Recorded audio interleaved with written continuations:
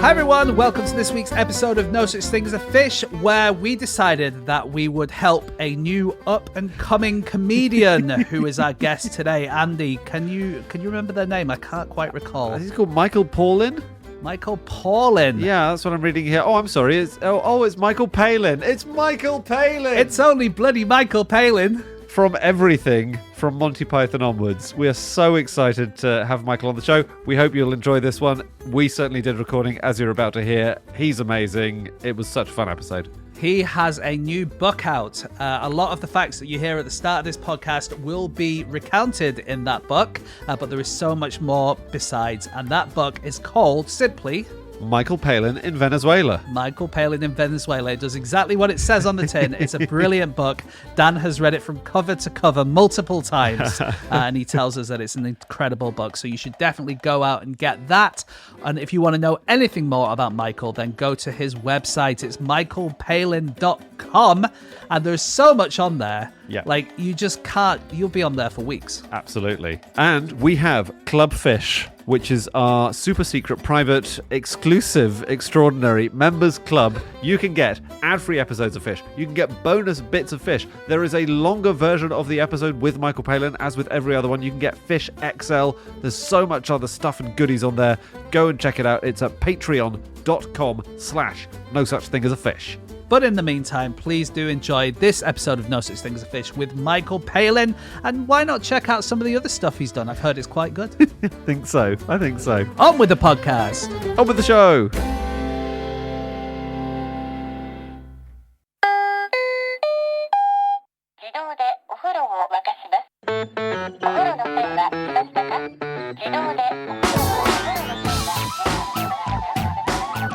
Hello and welcome to another episode of No Such Thing as a Fish, a weekly podcast coming to you from the QI offices in Holborn.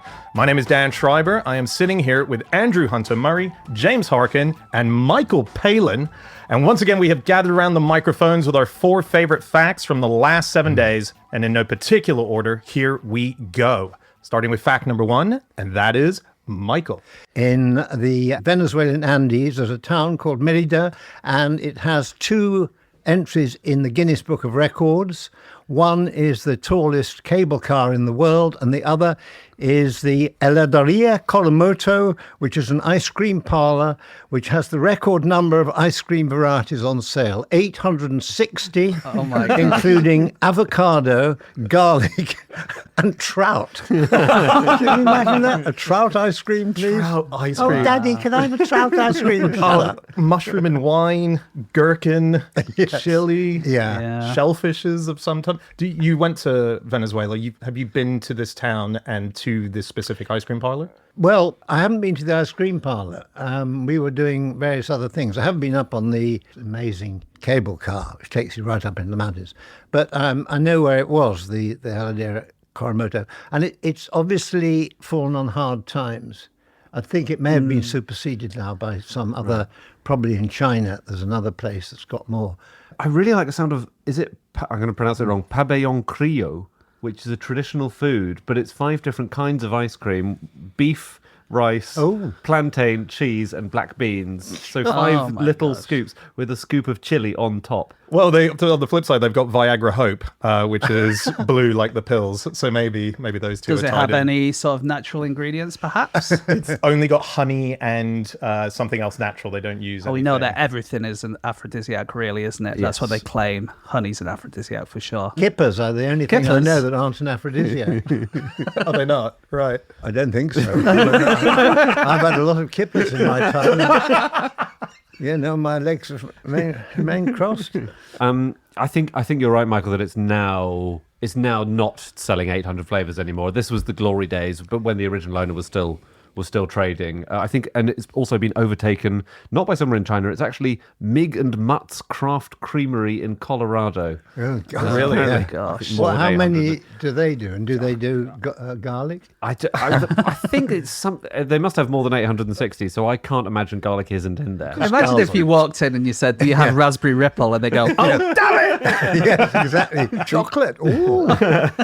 So you did do the cable car.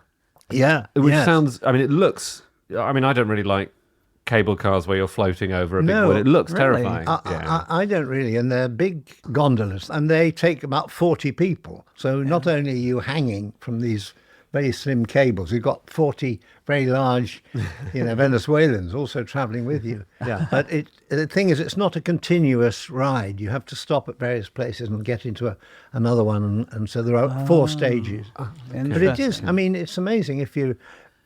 imagine if you're a sort of geography teacher, you take a class up there and they could see all the different environments from the river valley with all its agriculture and all that, and the city itself, to the very top where it's all completely bleak, and there's you end up alongside the highest peak in the Venezuelan Andes. It's pretty amazing. I read that chapter in your book. I read your book, but in that chapter you talk about it, and you say that it's an hour journey basically to get to the top. Yes. But in that time, you're traveling basically half the height of Everest. Yeah. So when you get to the top, the oxygen level has changed vastly, and you're all giddy, and there's all these signs in the gondola that are sort of talking about, how you feeling? How's the old ticker doing? Is it feeling okay? Really? Yeah, I mean, it's quite extraordinary that people get in downtown. You it seems like getting on a bus or something, and it's quite warm in Merida.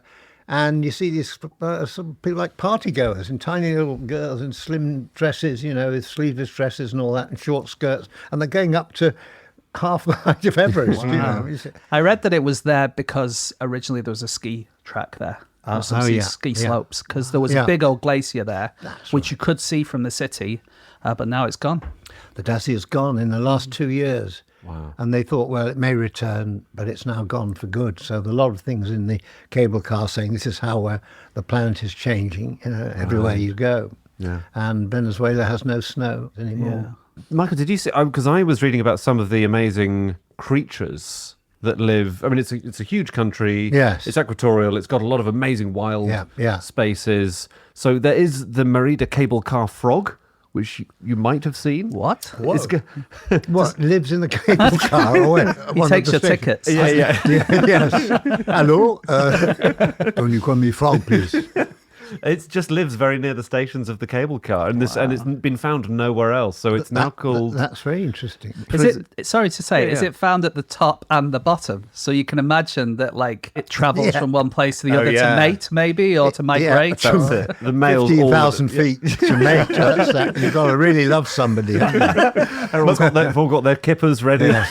Honestly, the Asambra, the great migration of the cable car frog, they're just all of them in one gondola, just heading up. Yeah. Okay. The oil bird. Oh, I don't know if you saw this. Yes, actually, I did amazing. hear about the oil birds. I hope it's not, because in the olden days they used to take oily birds and then use them as candles. I hope it's not that. I'm really sorry to say it, James. It is. They did use them as Did they? God. They had a very high fat content, and I'm afraid it's especially the baby oil birds. Oh no! And they basically were burnt down to make oil. But they're an amazing animal. They're the only bird, or one of very, very few birds, which uses echolocation. Yeah. So we're used to that in bats, but they make a stream of high-pitched calls to navigate, as they live in very dark caves, and that's how they get around. Another animal they had in Venezuela was a guinea pig the size of a Fiat 500. Just one? And did you It was see a that? number Did you of- see that when you were there, Mike? I saw lots of Fiat 500s, but none of them looked Did you like check a for guinea whiskers? bird. Yeah. I didn't. They didn't have fur all over them. I'm at afraid all. it was many hundreds of thousands of years ago. We only know about them because of their teeth, and we've extrapolated the size. Wow. But they were 10 times the mass of the largest living rodent today. God. Wow. Which Fantastic. is the largest living rodent, also in Venezuela, is the capybara, which is apparently the largest living rodent. Have you seen one? Yeah. Yes. Well, You don't look very impressed. No, they're a bit sort of sad, really. Like they were supposed to be a model for another kind of creature, but they didn't get the fitting. So it's just very basic. 4 legs and a sort of back and a nose, but there's nothing very distinguished about them. When you went to Peru, did you eat guinea pig? Because that's like a big delicacy over there. And every market, they sell guinea pig and stuff. Yeah, not knowingly. No, I mean, seriously, you never know half the time what you're eating. Are you one, when you go to all these different countries, that you like to try different foods that they have and stuff, or are you not really? You'd rather have your No, kippers? I like to, because it's part of getting to know people and meeting people is, hospitality offered has to be taken. Otherwise, people get a bit offended. And also there's this feeling of, you're going abroad with the food. You're horrible. You're going to France. Yet the people in these countries don't want to poison themselves. They're not making bad food and wishing they had McDonald's or something like that. They make strange ingredients sometimes, but always very, very well cooked. Yeah. I so wish you were the opposite, that you would go to the ice cream shop and just go, vanilla, please. Yes. Yeah.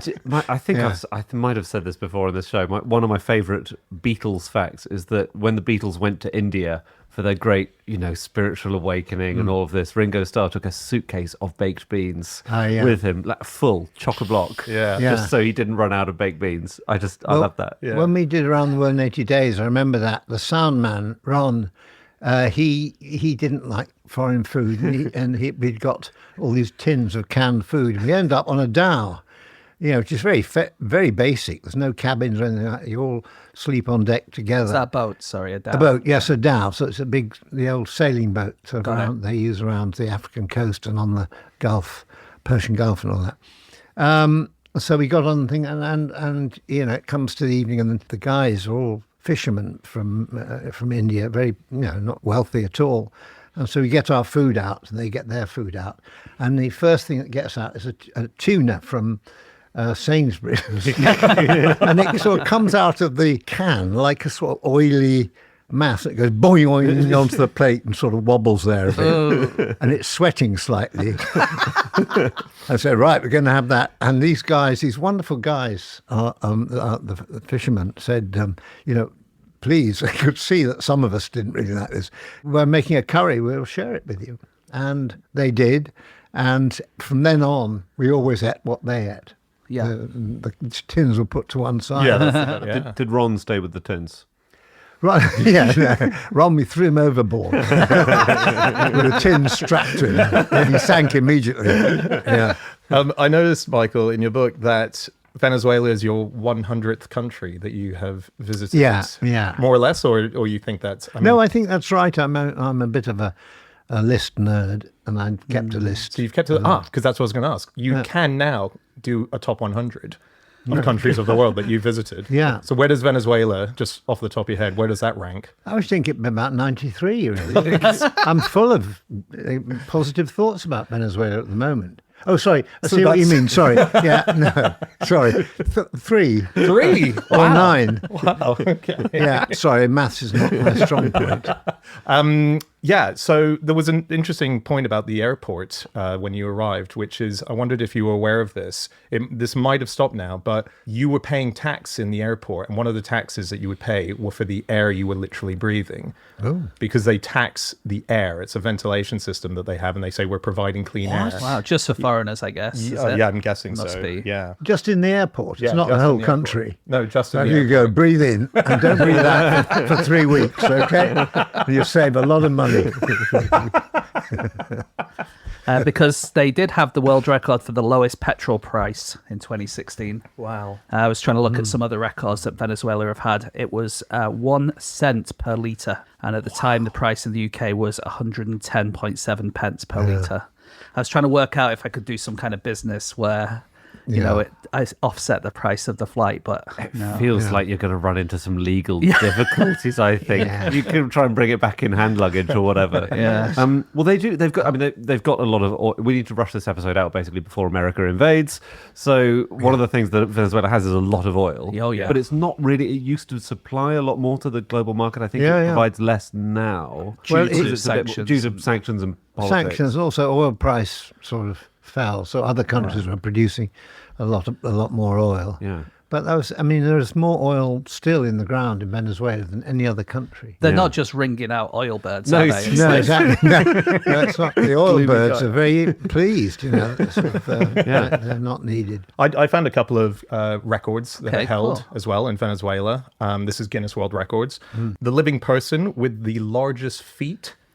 Oh, really? Yes. The right foot measures at 40.55 centimeters and the left foot at 40.47 centimeters. Now, Dan, did you Google Bigfoot Venezuela?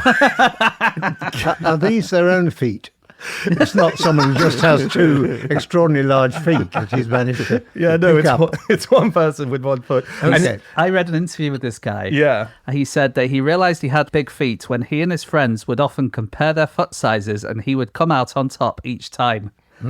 It's like, what are his mates doing? Yeah. Surely it's always going to be him, the winner. Right. It's not like... Unless they're clowns and they're just naturally in oversized shoes. That's You true. can't tell. But Does he do something for a living that's foot? I don't know what advantage you would. rich. Yeah, foot. What is it? What would you do if you've got very, very large feet? I suppose. Real life Monty Python opening credits. Yeah, that's true. Stop the podcast. Stop the podcast. Hi, everyone. We'd like to let you know that this episode is brought to you by Airbnb. That's right. Now, James, you're a traveller. I am, yeah. I like a bit of traveling. I'll be going away this Christmas and New Year, probably. you? Well, I tend to go away over the Christmas and New Year so that I can see my family abroad.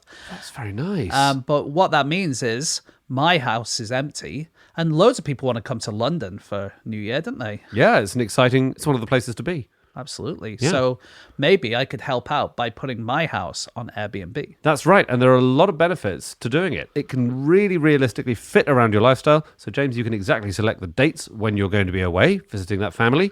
It's a really good way to earn a little extra money, and you can Brilliant. put that towards your trip. Maybe put it towards some Christmas presents. What a good idea. Yeah, I'm not saying who you have to give those presents to. Oh, you're thinking co-workers? I think it's a very nice tradition actually to give your colleagues all a watch. A watch? Yep.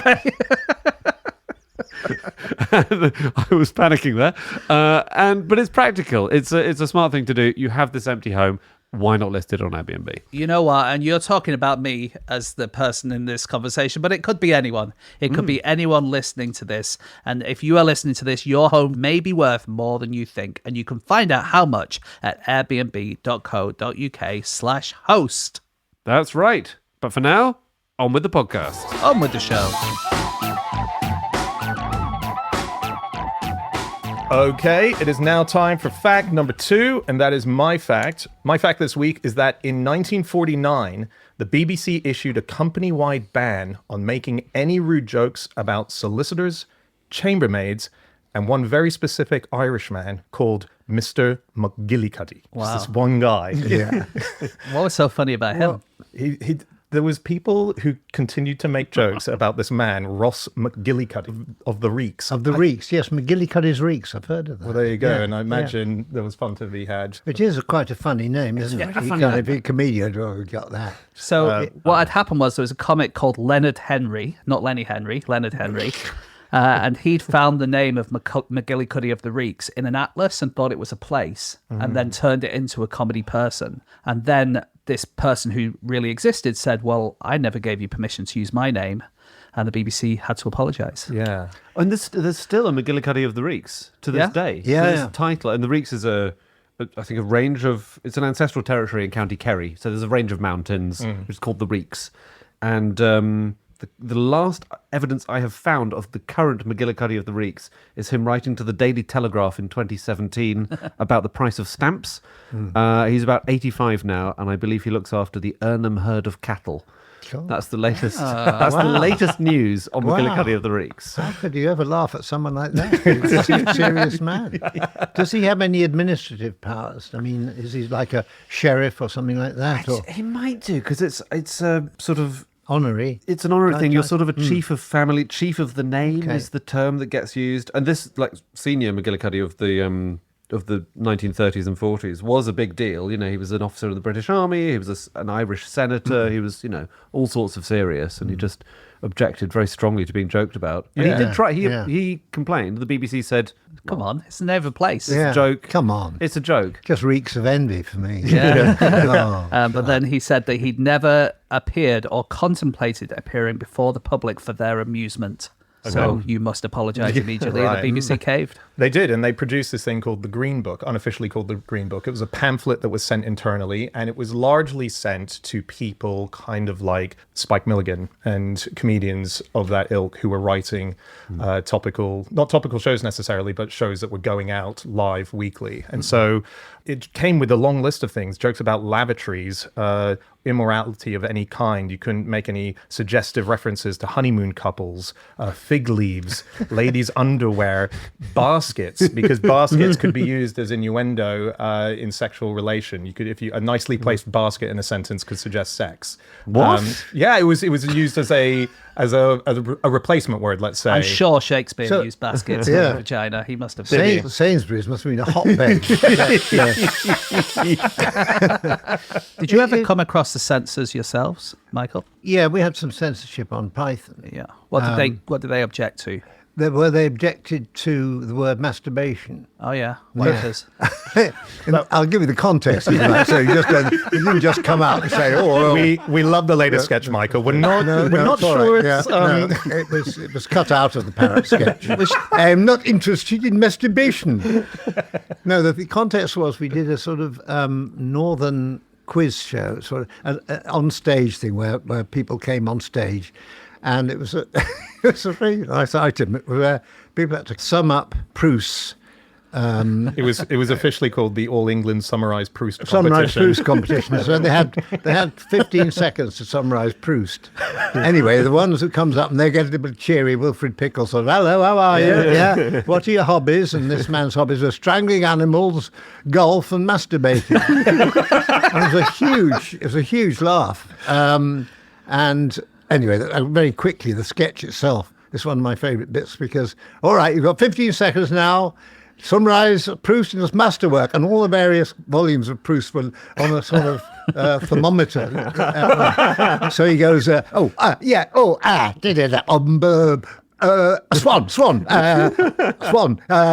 Swan comes along, Swan, and bing, sorry. But the BBC said you can't, they reviewed the tape and said you can't say masturbating.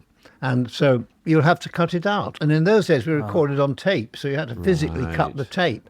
So our director said he cut the thing out, the word masturbating, but he left the gap, which is brilliant. So you hear, what are your hobbies? Strangling animals, golf. Huge laugh.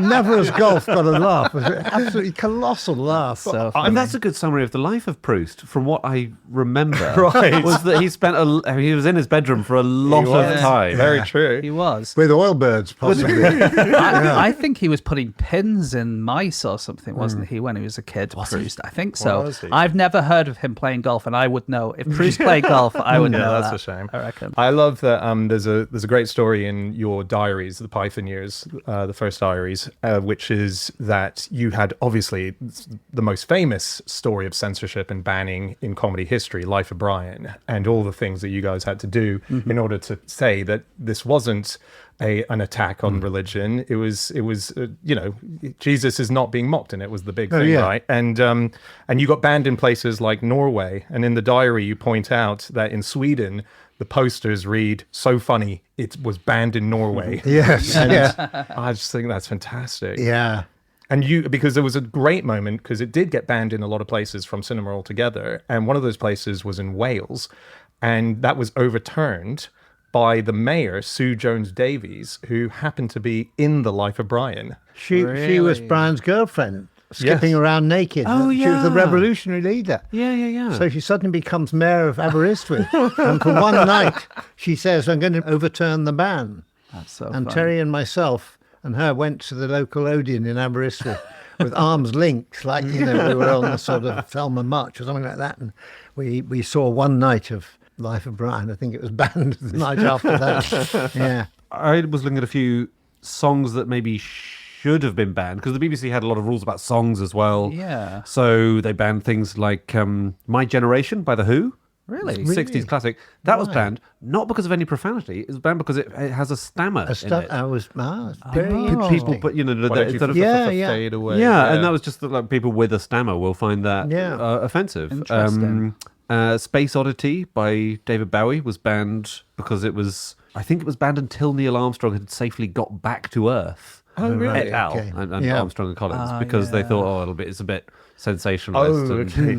Yeah. Lyrically, he's stuck in Yeah. a tin can, of course. Right. Yeah, Yeah. yeah, that makes sense. But there's this whole genre of songs called dirty blues from the 20s and 30s, which are all they're all black singers, many women, but the lyrics and the song titles are so extraordinarily rude that I can't believe the songs are released, basically. So I just want to give you a few of them. Go for it.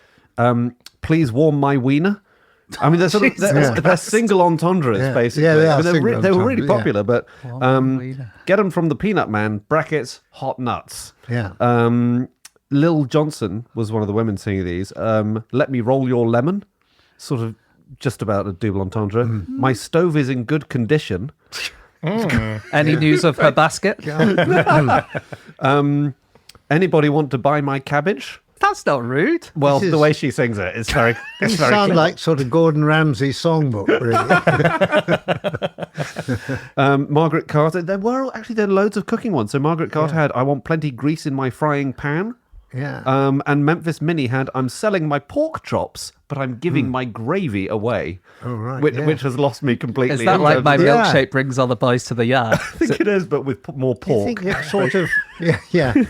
More sex took place in the kitchen than anywhere else. It sounds like it. Yeah. Do you know whose was the first song banned from the BBC? It's someone you've all heard of. So, okay. 1933. 1930.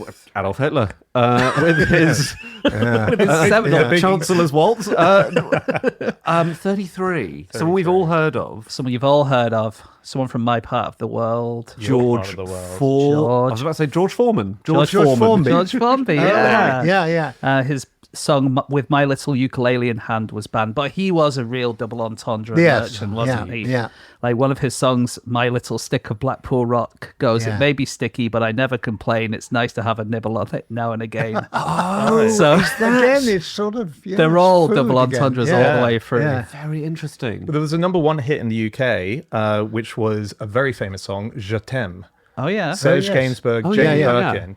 That was banned as well. I read this in the Monkey Diaries, Jane Birkin's diaries. Other diaries are available. Just saying. And the problem that they had was it got too popular. It got so popular that it made it to number one. And so in order to be able to play it within the charts, they had to get an orchestral version of it and just play it completely without any voice at all. Yeah. Because it wasn't even the lyrics, it was the moaning. Yes, That was the exactly. big problem of the Right. song. It was a breathing, wasn't it? Was the Yeah. thing. Yeah. And all these, My Generation, all this is why Radio Caroline became a big thing. Was that pirate? Offshore pirate radio, Right, because no one was playing any of these songs. Yeah. I've got one last one, which I find pretty amazing, which is King Charles.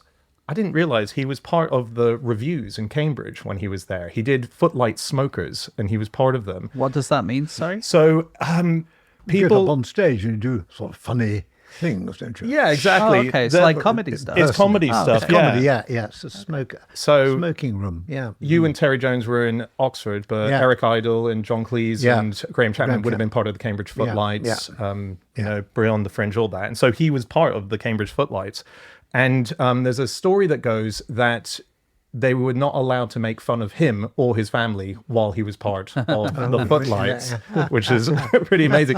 And he did a few reviews. He was on stage quite a lot. He was in the Magic Circle as well, wasn't he? When Was he was he? Prince Charles, yeah. Were you guys with me when I did a tour of the Magic Circle? I can't remember who was there. No, we weren't allowed in. Well, we went there and they told us about when, because you have to do a trick to get into the Magic Circle, and he did the bowls trick, like the cups and bowls. Okay. Apparently, not the best person who's ever done it, but they decided that it was good enough for him to join the Well, Magic it was Circle. the heir to the throne. Yeah. So you don't Yeah. say, If you- sorry, come again next week. Yeah. I can make your head disappear, actually. So Yeah. So he took part in two reviews. One was called Revolution, with a U instead of the O in the middle, and risky. Quietly Flows the Don. And so you weren't yes. allowed to make any jokes about him or royalty, but also the first play got in a bit of trouble in 1969 because they were putting it on a Sunday. And the Lord's Day Observance Society got in touch and said, absolutely not. So it's basically a society looking out for anything going on a Sunday that shouldn't be. And The ironic thing about them is they can only work on Sundays. They can't do anything on a Saturday, right? yes, exactly. Yeah. But yeah, apparently it was quite odd because, you know, when he was on stage, they would sell tickets to the smokers, as they were called, the performances that you could go to. And they were fielding calls from Japan saying, how many tickets are available? We have a full plane load of tourists who were ready to fly over to see the Prince in performance. Well, there we are. He's let's still move on. performing, isn't he, really? He is. Isn't he? He's what he learned for the footlights. Probably very useful for public life, you know, meeting Yeah. people And the all magic that. circle, he made Prince Andrew disappear. Yes.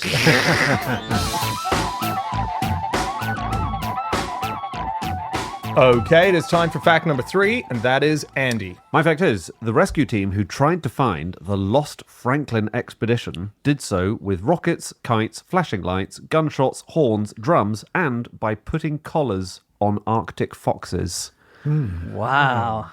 It didn't work, we should say, No, sadly. were the collars, was this before they had sort of radio equipment? So, I mean, you just put the collars on. There was no recording device. Yeah, 100%. So what Just- they did, this is in the 1840s and 50s. Yeah. This expedition, which you've written about, Michael, went north over Canada. They were trying to find a shorter route through the Arctic because that would be amazing for shipping. This fabled thing called the Northwest Passage, and it would cut thousands of miles So off. this is before the Panama Canal, right? Yes, it is. So Yeah, they yeah. previously had to go all the way down South America. Exactly, and it's just a very, very long route to sail from Europe to Asia, basically. So if you could find the Northwest Passage, it would be a huge boon to mankind. And this expedition went out, the Franklin expedition, 2 ships, Terror and Erebus. They went missing, and a lot of search parties went out for them. And some sources estimate more than 30 search missions went out, and one Mostly of them. financed by his wife, I have to Yes, say. She absolutely, was yeah. absolutely determined that she could find him. And everyone was saying, no, it's too late now, he's dead. Yeah. Anyway.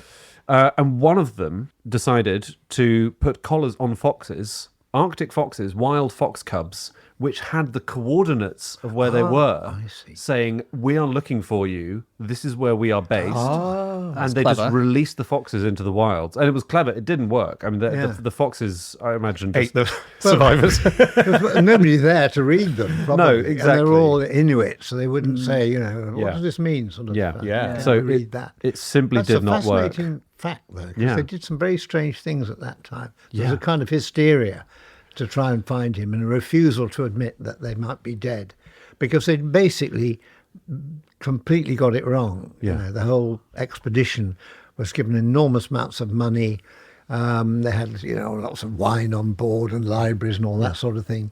And they just took a wrong turn and got stuck down a sort of a fairly narrow stretch of water where it was quite an extreme winter then, and that froze and they were stuck. So, drank all the wine. So, well, when the spring comes, it'll melt and we'll go up. The spring, it didn't melt. There was 2 or 3 years of the worst and coldest winters up in the Northwest Passage. So basically, we just stuck there for about 2 years. Ran out of food, went out to try and get the trade with the Inuit, but they didn't do that very well because no one had actually done the research and saying, well, how do we speak to Inuit, the people who live there? So when it came to wanting to be helped by those people, they couldn't do it. Whereas later, Amundsen or someone like that, who was very much a sort of, know the ground you're on sort of traveller, he always knew what to ask the local people. Right. So it was a bit arrogant, Interesting. really, Yeah. the whole Franklin expedition. But were they a bit unlucky with the weather? Like if they'd have gone Well, a few years later? it Yeah, I would've mean, been fine, or- I think it was these two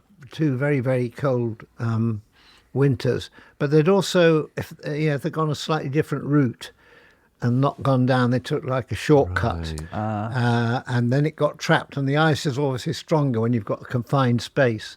So if they'd gone a bit further ahead where there's more open water, they might have got through. The absolute disappointment of the ice not melting that spring I must have know. Yeah. been Yeah. It must be like, enormous. it must be nearly Yeah. spring now. Yeah, like- yeah. So you wrote a brilliant book about Erebus, and you went and visited a lot of these places as well. I mean, it's pretty fascinating that it was lost for so long, only found in 2014. Yeah. I mean, that's remarkable. The Inuit at the time, in the late 19th century, people went out there, said they had seen a ship, the mast of a ship. They knew exactly where it was.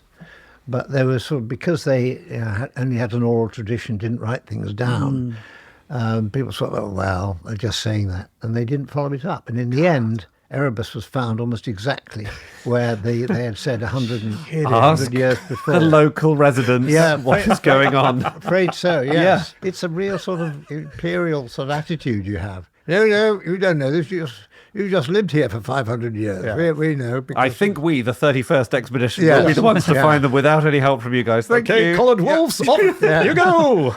Oh, I should say where I saw I've seen one of these collars in the flesh. It's so exciting. Oh, wow. There's a few of us. With words on it. Yeah, really? and the coordinates. And it's behind the scenes at the Royal Geographical Society, which I believe you have been president? I was president for 3 years, yeah. Wow. And they have, in the back rooms, they have these amazing collections of extraordinary stuff, because it was founded in 1830 and basically contributed to founding geography as a discipline. Geography is a much newer area of study than many others. So it's an incredible place, and they've got these collars there. It's amazing to see. Very cool. Yeah. The thing is, which is quite interesting, I think, that one of the many attempts to sort of find out where they were was a ship called HMS Resolution. That was about sort of 5 years after they left. And the desk from the captain's cabin in HMS Resolution is the desk in the White House. In the Oval Office. In all the White House offices, yeah. I have heard it called the Resolution Desk. Yeah, I've not found what that came from the search for Franklin. Isn't Trump just trying to turn that into a solid gold desk? He'll be guilting that right now. Yeah. I read that they took 8,000 tins of food for the voyage. Sound like Ron. Exactly. Sound like you're Ron. He's doing the seventh heaven. Yeah. And no bloody tin opener. Oh, come on. We could ask the locals. No. And 7,088 pounds of tobacco, which, according to my calculation, in today's money would be enough for 3 million cigarettes. Yeah. Wow. Which would be enough, wouldn't it? But I think a lot of people thought that the tins were the problem. Right, so the men a lot of the men went away from the ship, maybe to try and find a way off somewhere, but they walked away with a load of stuff they wouldn't really need, like button polish and curtain rods and a writing desk and stuff. Tennis rackets. Exactly. And people thought, well, maybe they went mad. And I think now we do think that there was some lead poisoning. And for a long time, they thought it was the tins of food because they were soldered with lead. Yeah. Now I think we're not quite so sure. It might have been because the pipes in the boat had lead in them. Yeah. Because the levels of lead were so high that it couldn't just be leached from the tins. How interesting. And was it about 150 men in total? 129, I believe. Okay, right. Like all hands on both ships. Not one of them survived. Yeah. And is this right, Michael? I read this and it sounded too wild to be true to me, but is it the case that when you went out looking and writing the book that there's bits where in the snow their footprints are sort of fossilized, that you can see them in the ground? I don't know. I mean, you can see their graves, the first people who died. Right. I'm not sure about the fossilized footprints. It felt weird. Yeah, I'd be surprised if a footprint, but unless it was that Venezuelan guy with a massive feet. Yes, he'd have known that, 24 yards across, who died of large feet, unable to cut his toenails. Probably needed some lumberjacks to get in there.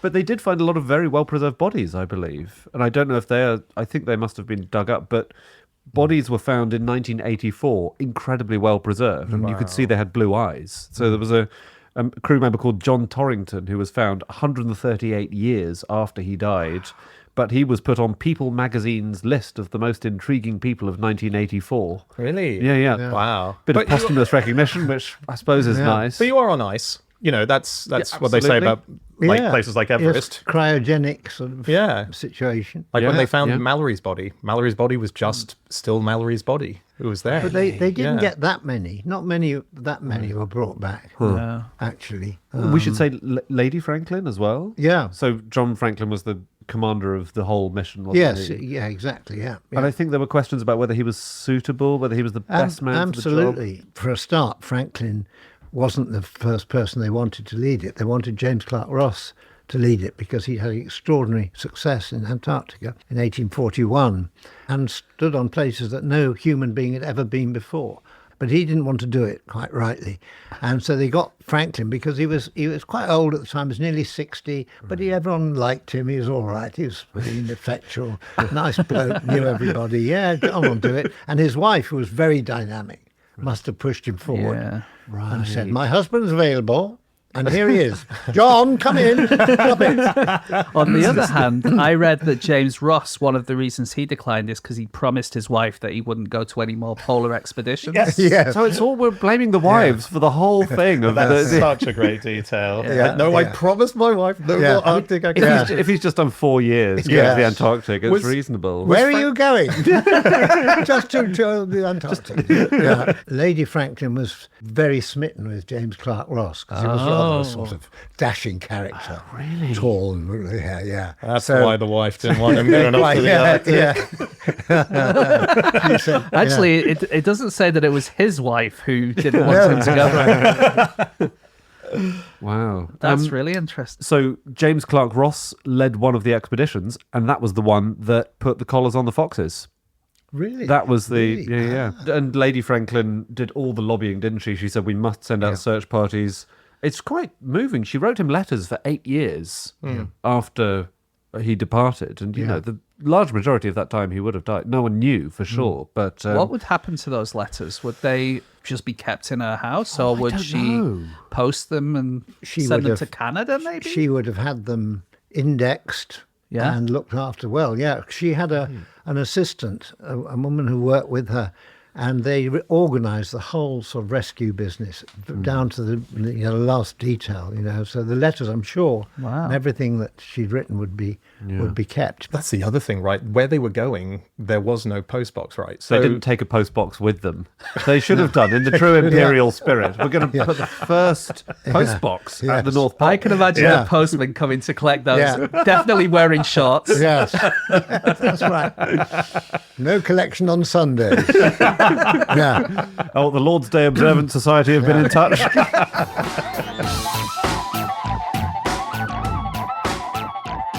Okay, it's time for our final fact of the show, and that is James. Okay, my fact this week is that in Bologna, there is a word umarol, which describes a grumpy pensioner who stands with his hands behind his back complaining about roadworks.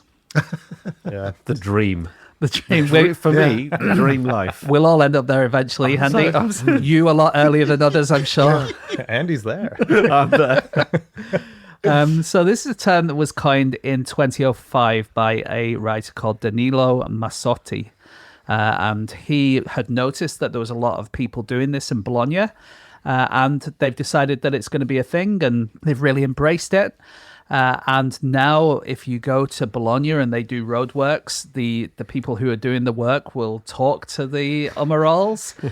When they finish some works, they'll put a sign up saying where they're going to be next week so that the umarols can go and see them. Wonderful. And That was a very good way of institutionalizing grumpiness. That's a good way of dealing with it. and there was a Burger King advert in 2016 about these guys. And in 2021, the word entered the official Italian dictionary. Incredible. So this is a real proper thing now. But isn't it? Omerol sounds really nice. Well, it sounds a bit like a laxative, to be honest. But, it's a very glamorous term for grumpy old men. Isn't Yeah, it? but also it doesn't sound very Italian, I think. Umarali. Umarali. I think. Yeah. That's the way you pronounce it. Yeah. Oh yeah, but he's it comes from a Bolognian like regional dialect word meaning little guy.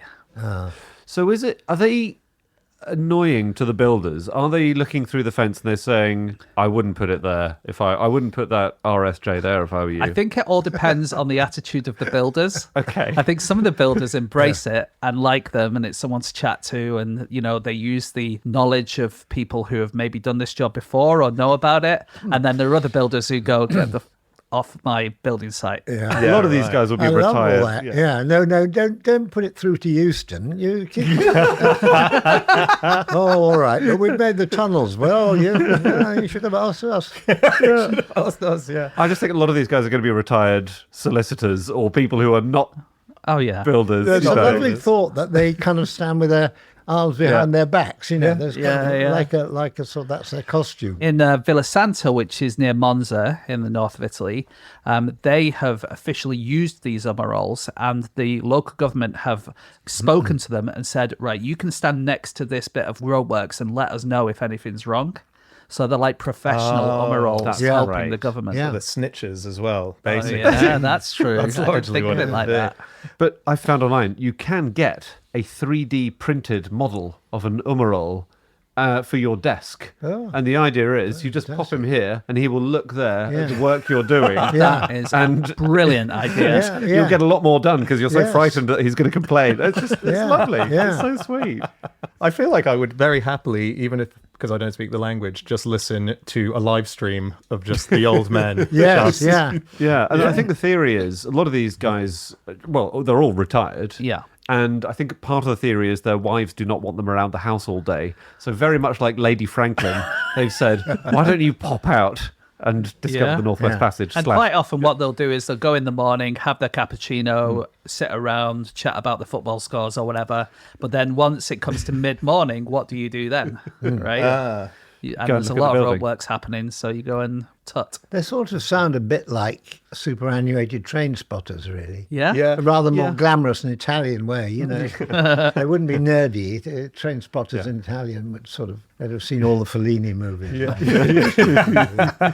I do really hope that, you're just mentioning Franklin, that there were a group of Inuit old men just standing around the Erebus. Just, I wouldn't go down that. I wouldn't go down. yeah, What, are you going down that body of water? Yeah. Well, Sorry, mate. Back up. Michael, you're doing a live show at the moment, and one of the themes is aging disgracefully, right? As part of a Yeah, yeah. Well, that- sort of, yes. does that appeal, the idea of umarol to be? Yeah, I mean, I'd like to be a bit more active, but I think you just keep going. And there's two ways of approaching age. One is to sit in a chair, and the other is to become fanatically busy and just say, I've just got to have things to do all the time. So I can't, otherwise it's completely boring. But some people choose one, some people choose the other. There's another term that I really like, the window side tribe, they're known as in Japan. And it means an employee who at work is quite old and they can't really get them to do what they used to do. So they sort of sideline them. They just give them a desk by the window and they don't really do anything anymore. So it's apparently the it's other, big the in other dream. Yeah. it's quite big in Japan that they just, rather than firing or retiring someone, they just take away all their responsibilities, put them by the window and just say, all right, just keep going. That's Yeah. called executive producer in the BBC. But it's true that most other countries have a more enlightened attitude to aging. They think it's valuable Right. that people get older. I mean, most tribal societies, it's you're the top man. If you the Right. longer you live, the more you know, the more experience you can pass on to others. So the idea of care homes here is it's quite sad, really. Yeah, I quite like getting involved in a heist, for example, in your older years. The fascinating story from a few years ago that the largest burglary in English history was committed by people in their 70s. The oldest guy was that the 76. Hatton Garden one? Was the Hatton Garden one, which is just pretty astonishing. They went down an elevator shaft. They drilled through. They stole millions of pounds worth of stuff. I didn't know they were that old. They had a combined Yeah. age of 500. They're just old blokes from the pub, Let's Yeah. go out and do it for real. Yeah, and they had a history of having done quite a few heists in the past over a long career. Were they being scripted by Richard Osman? It just feels like quite. It just like. One of them got to the heist on a bus using his pensioner's pass.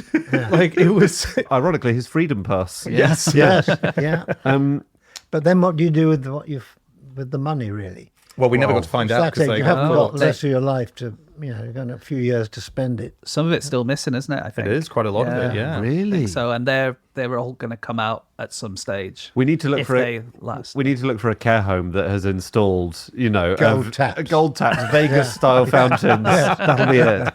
It's called the Trump Home. Yeah, exactly. Well, there's one mystery man still missing who's called Basil. And there's a £20,000 reward on his head. Yeah, good. Yeah. Did you find in the course of this the word gongoozler? No. No. That's it's basically the British umarol. It's someone who stands and watches activity on a canal, quite specifically. Is this voyeuristic or just... Yeah, just- the canal activities that happen near me yeah, is basically Yeah. graffiti, yeah. taking drugs. Oh, really? Yeah. Are they hotbeds of vice? I didn't know I that. think so. Oh, well, I'm used to the genteel southern Kennet and Avon canals and places like that, where it's just simply watching Well, the the locks. Leeds Liverpool, I can tell you. drug-free canal. Got loads of joyriders on the Leeds Liverpool Canal going at 4 miles an hour. I was reading a little bit about Britain's self-styled dullest man, because this is about standing around. Yeah. Anyway, I'm very proud to have been nominated. I'm thrilled, actually. No, I think he's called Kev, and he was featured in The Guardian a couple of years ago because he's the man behind Roundabouts of Redditch. Calendar, which did enormously well about 20 years ago and has led to a number of other works. You know, Roundabouts of Great Britain, Car Parks of Britain. Well, he's blown it, hasn't he? You know, you can't be dull if you've been in The Guardian and you've got 12 books out. I know, he sort of has. He founded the Car Park Appreciation Society, claims to be the only member, but I did have a look and tried to join, and I think it's a closed shop. Really? So I'm not sure he's admitting. And he said, my 3 ex-wives found me dull, not in the bedroom, but in every other part of the house. Oh, dear. Hey, apparently there's been a study done by a professor in Brighton who says the people that you shouldn't listen to about longevity, if there's one group of people you shouldn't listen to. Ooh, I would guess centenarians. Yeah, people age 100 and more. Why? Their advice is just terrible. They're like, I ate 1 boiled egg and nothing else for 70 years. It's always detail that has no relevance. What they have is probably very good genes, and they've managed to survive despite the vices that they've taken in. Despite all that vice But of having one boiled The egg every one day. boiled egg. And the cocaine that goes with it. Sorry, I forgot to add. I always find that the idea that people, 107, and they have 3 whiskies every night. I think that's great. Is this really true? So, I mean, it's the only thing that's kept me drinking whiskey. And I've got to 82. Oh! All right, well, time to wrap up. Michael's died.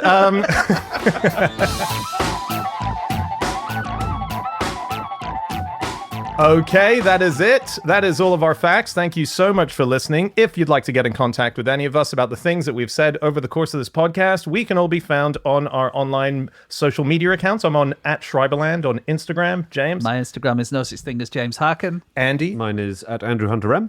Michael, do you have one? Social media account of any kind? You've got a great website. I don't have a social media account, I don't think.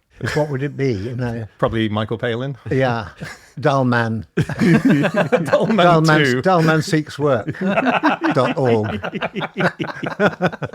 Yeah, no, but michaelpalin.com, I believe it is, if you go to your website. Venezuela is out now in hardback as a book. It's also a TV series that you can find that was on Channel 5. And if you want to get through to any of us on the show, podcast@qi.com, that's our email address. Send us a message there. Tell us extra facts about Venezuela, about ice creams you've tasted, all that stuff. And some of those messages are going to make their way to our bonus episode, Drop Us a Line, which is where we read out all of your facts and emails. You can find that as part of Club Fish. That's our secret members club. So just go to nosuchthingasafish.com. You'll find all the details there. And come back again next week because we'll be back with another episode. We will see you then. Goodbye.